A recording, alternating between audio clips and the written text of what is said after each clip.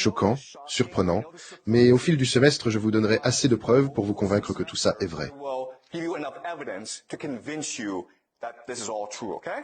Je vous pose juste la structure et le cadre aujourd'hui. Bon, passons au sujet de l'école. Pourquoi on a l'école? Pourquoi on est là? Pourquoi? Pourquoi tu es là? Quoi? Un endroit pour apprendre et enseigner. Exactement, apprendre. Quoi d'autre? Oui, pour obtenir le diplôme. Pour décrocher le diplôme. Quoi d'autre? Oui, la connaissance. Le pouvoir, l'occasion d'observer les étudiants. Pardon?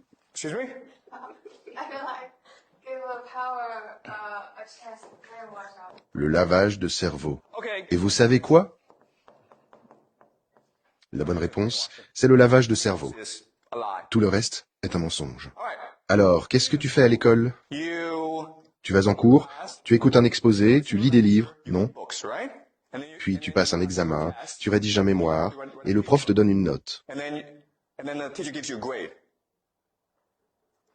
C'est comme ça qu'on apprend, non? Je te pose une question. Pendant la majeure partie de l'histoire, comment on apprenait? Pour devenir médecin, on faisait quoi?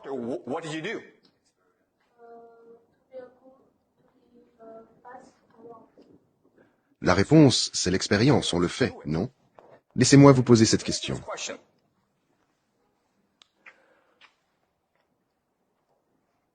Tu as 12 ans et tu veux devenir médecin. Il y a deux chemins. Le premier, on te met dans un hôpital. Tu apprends là-bas pendant 10 ans. Tu seras l'apprenti de quelqu'un. La première année, tu laves le sol. La première année, tu nettoies le sol. Mais tu observes le médecin. Et un jour, il t'apprend à soigner les patients. C'est le premier système. Le deuxième, tu vas dans la meilleure école du monde. Puis tu vas à Harvard pour ton diplôme. Ensuite, l'école de médecine de Harvard, la meilleure au monde. À 30 ans, qui est le meilleur médecin des deux? Le premier. Évidemment, le premier, non, parce que le deuxième, celui qui est allé à Harvard, n'a jamais travaillé dans un hôpital. Compris? Maintenant, je vous pose une autre question. Dans le premier système, il faut être très intelligent pour être bon médecin. En fait, non. N'importe qui peut être médecin dans le premier système. N'importe qui. On est tous nés avec la capacité d'apprendre n'importe quoi, si on le veut vraiment. Si vous voulez devenir ingénieur, avocat, médecin, scientifique, peu importe, trouvez-vous un mentor.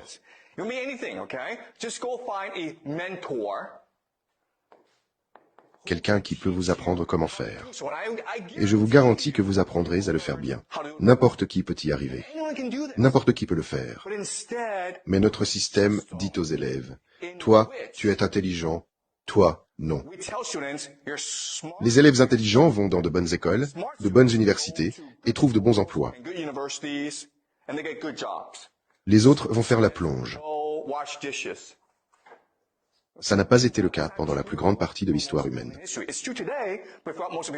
C'est vrai aujourd'hui, mais avant, si on voulait apprendre quelque chose, il suffisait de trouver un professeur, il vous enseignait, et on apprenait.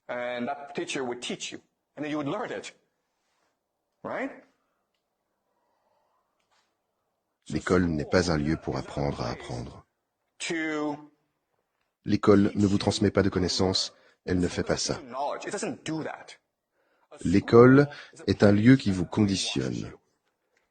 La question est alors, à quoi vous conditionne-t-elle? Elle vous conditionne à quoi? Pour ça, un peu d'histoire. On fera beaucoup d'histoire dans ce cours. Mais je vais vous parler des 3 sociétés qui ont introduit en premier l'instruction publique, gratuite et obligatoire.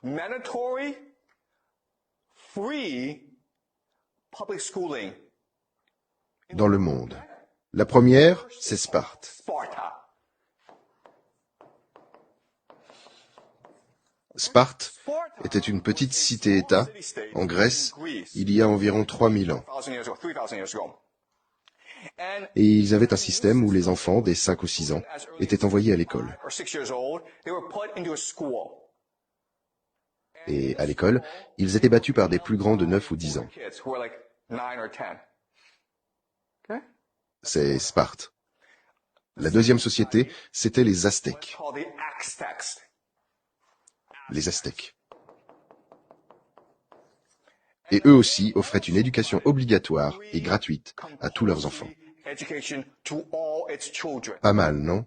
Et la troisième société, c'est la Prusse.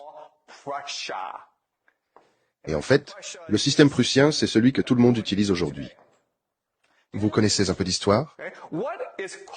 Qu'ont en commun ces trois sociétés?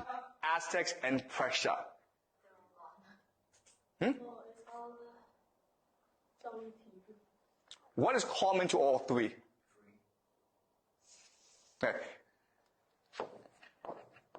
War. La guerre. Ce sont des sociétés fondamentalement guerrières, vouées à vaincre leurs voisins. Sparte était l'une des milliers de cités-États grecques, la seule de toutes à avoir une éducation obligatoire. Pourquoi? Parce que Sparte se consacrait avant tout à la guerre. Vous avez entendu parler des Spartiates, non? Le guerrier spartiate. Les Aztèques. Les Aztèques étaient la plus grande société guerrière d'Amérique centrale avant l'arrivée des Européens. Ils ont vaincu tout le monde. C'était des guerres. Ils faisaient aussi beaucoup de sacrifices humains. On parlera des Aztèques plus tard. La Prusse, les Prussiens, la plus grande puissance militaire d'Europe pendant des siècles. Eux aussi étaient engagés dans la guerre. Pourquoi on a des écoles? Parce qu'elles préparent très bien à la guerre.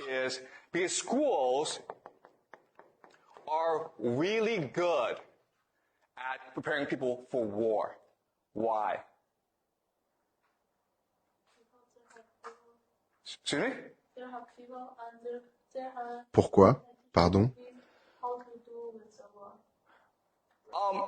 Laissez-moi vous poser une question. Pourquoi n'avait-il pas d'école avant? Pourquoi les gens n'en voulaient pas? Pourquoi? Sparte, les Aztèques et la Prusse faisaient partie des rares sociétés à avoir un enseignement public gratuit. Pourquoi les autres sociétés ne les ont-elles pas copiées? Pourquoi? Je vais vous poser une question. Imaginez que vous êtes parent et que vous avez un enfant. Quelle est la pire chose qui puisse arriver dans votre vie? Pas de parents? Non, non. Vous êtes mère ou père. Vous avez un enfant. Quelle est la pire chose qui puisse vous arriver?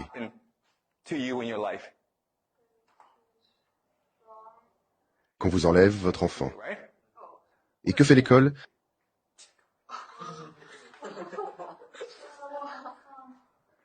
L'école est conçue pour séparer votre enfant de vous. Je vous pose une question. Si l'école sert à apprendre, pourquoi les parents et les enfants n'y vont-ils pas ensemble? Pourquoi pas? Pourquoi?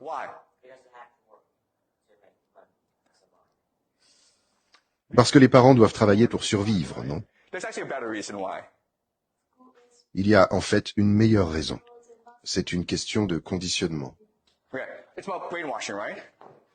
Comment on conditionne quelqu'un?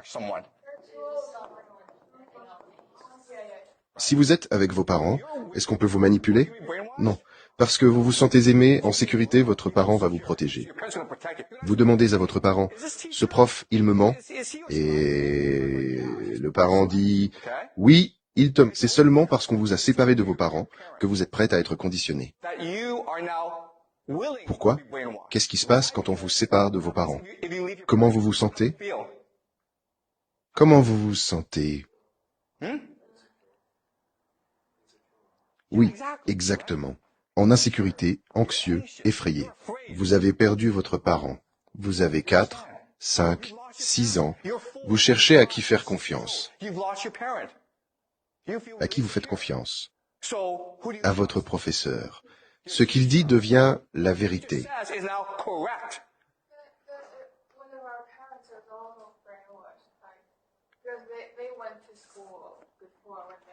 Oui, c'est un bon point. Nos parents aussi, sont-ils conditionnés? C'est exact. Vos parents sont conditionnés. Mais ce que je dis, c'est que quand un parent est avec son enfant, l'enfant se sent en sécurité. Et quand on se sent en sécurité, on est plus enclin à désobéir à l'autorité. On pose plus de questions, on réfléchit plus par soi-même, parce qu'on se sent protégé par son parent. Mais si on enlève le parent, ça ne marche plus.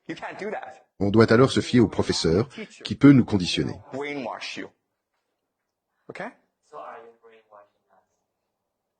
Est-ce que moi, je vous conditionne? Bon. Alors la question est, est-ce que je vous conditionne? C'est une bonne question. Et c'est une question légitime. Et c'est pour ça que je vous dis tout ça. Vous avez la possibilité de me poser des questions. Vous avez la possibilité de me contredire. Vous avez la possibilité de réfléchir par vous-même. Je dis juste, écoutez-moi, posez-moi des questions et jugez par vous-même si ce que je dis a du sens. La différence avec mon cours, c'est que je ne vous évalue pas. Je ne vous donne pas de notes. C'est un cours validé ou non validé. Vous pouvez décider de dire, c'est n'importe quoi, je ne veux plus écouter. Je ne peux pas vous en empêcher. Mais à l'école, vous savez ce qui arrive si vous ne venez pas? Vos parents se font arrêter. Voilà. Vous comprenez? C'est à vous de choisir si vous voulez être attentif ou non. Maintenant, la question est, si les écoles sont faites pour vous conditionner, à quoi vous conditionnent-elles? Elles sont conçues pour vous faire croire à un concept appelé l'État-nation.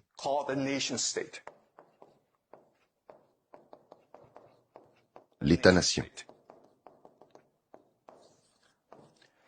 Les écoles sont conçues pour vous faire croire que l'État-nation existe. La mère patrie chinoise. Vous devez l'aimer. Vous devez être prêt à vous sacrifier pour elle. Vous devez vous dévouer entièrement à elle, car c'est la mère patrie. Et comment on vous conditionne? On vous apprend la langue. On vous apprend l'histoire. On vous apprend la géographie. On vous apprend ça pour vous faire croire que l'État-nation, la Chine, les États-Unis, est réel. Mais pendant la plus grande partie de l'histoire humaine, penser que l'État-nation existait, c'était absurde. Avant, on ne disait pas je suis chinois », on disait « je suis de Pékin » ou de Heidian ou de Shaoyang, parce que ça a plus de sens. On vient d'un endroit où on connaît les gens, mais maintenant, à cause de l'État-nation, on doit croire qu'on est la même personne que quelqu'un du Yunnan, du Tibet ou du Guangxi, même si on n'a rien en commun.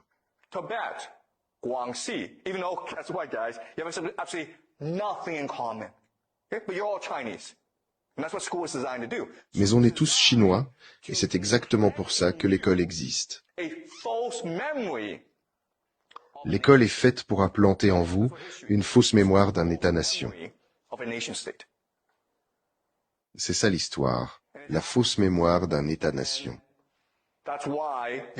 Et c'est pour ça qu'on est tous obligés d'aller à l'école.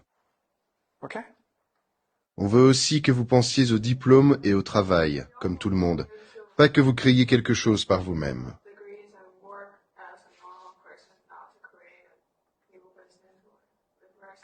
Oui, c'est ça. L'école sert l'État-nation, vous comprenez? C'est logique? Si vous croyez à l'État-nation, à la mère patrie, alors vous devez la servir, lui obéir, combattre pour elle, mourir pour elle. L'idée de l'État-nation a été créée pour vous rendre obéissant envers l'autorité. Et ça marche très bien.